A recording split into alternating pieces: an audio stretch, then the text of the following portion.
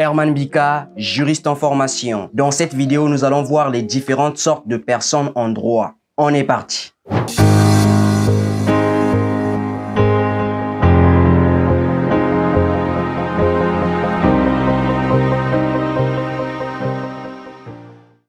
Le droit distingue deux sortes de personnes, les personnes physiques d'une part et les personnes morales d'autre part. On appelle par personne physique l'être humain de chair et de sang, peu importe l'appellation sous laquelle on le désigne au sein de la société, individu, homme ou particulier. La personne physique est un acteur principal du droit. Sans elle, il n'y a pas de droit possible, car le droit ne vise que la direction, la conduite du comportement des personnes qui vivent dans la société, c'est-à-dire dans l'État.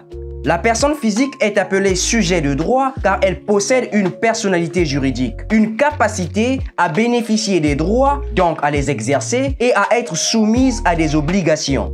Cette capacité juridique lui permet de signer un contrat, par exemple un contrat de travail, car travailler est un droit et il est reconnu à tous les individus. Mais aussi, l'individu, la personne physique, est tenu de respecter les obligations, car une fois que la personne a signé ou aura signé un contrat de travail, ce contrat lui soumettra à des obligations. La personne sera donc tenue de respecter le contrat de travail. C'est ce qu'on appelle par l'obligation. L'obligation ici admet deux sources. Soit elle peut naître d'un acte juridique, c'est le cas du contrat de travail que je viens d'évoquer, soit elle peut naître d'un fait juridique, c'est le cas de la responsabilité civile délictuelle, qui est une responsabilité, qui est une obligation née d'un fait juridique. Le fait juridique peut être le fait de causer un accident de circulation ou de donner une chose dangereuse à une personne. S'il s'agit de donner une définition du concept obligation, on dira que l'obligation est un lien de droit qui lie une personne. Ce concept vient du latin obligare, qui signifie attaché à ou lié par des liens, lié par des chaînes. L'obligation vise donc à lier un individu, à lier une personne.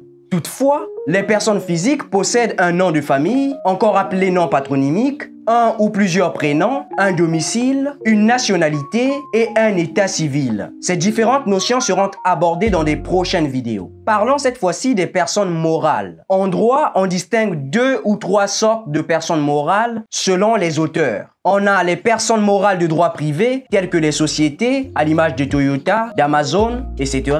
Des associations, des syndicats, des mutuelles, des fondations et bien d'autres. Ensuite, nous avons des personnes morales de droit public, à l'instar de l'État, des collectivités territoriales ou encore des établissements publics. Enfin, nous avons des personnes morales de droit mixte.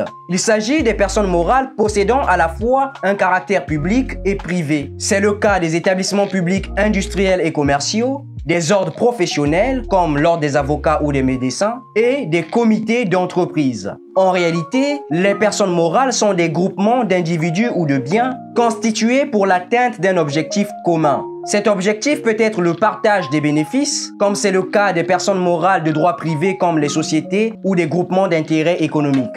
Tout comme il peut arriver que l'objectif soit l'accomplissement d'une activité culturelle, religieuse, de charité. C'est le cas des personnes morales comme des associations, des mutuelles ou encore des syndicats. À l'image des personnes physiques, les personnes morales possèdent un nom, un domicile, une nationalité et une capacité juridique. Le nom de la personne morale, c'est son titre ou sa dénomination sociale. Son domicile est situé à son siège social et elle possède une personnalité morale, c'est-à-dire une capacité à bénéficier et à exercer des droits et à être soumise à des obligations. Enfin, la personne morale possède une nationalité. En réalité, la personne morale épouse la nationalité du pays dans lequel se trouve son siège social. N'oubliez pas d'aimer la vidéo, de vous abonner si ce n'est pas déjà fait et de partager la vidéo avec votre entourage si vous pensez qu'elle vous a rendu service. On se retrouve dans une prochaine vidéo. N'oubliez surtout pas de regarder la dernière vidéo que j'ai publiée juste ici et on se dit bye bye.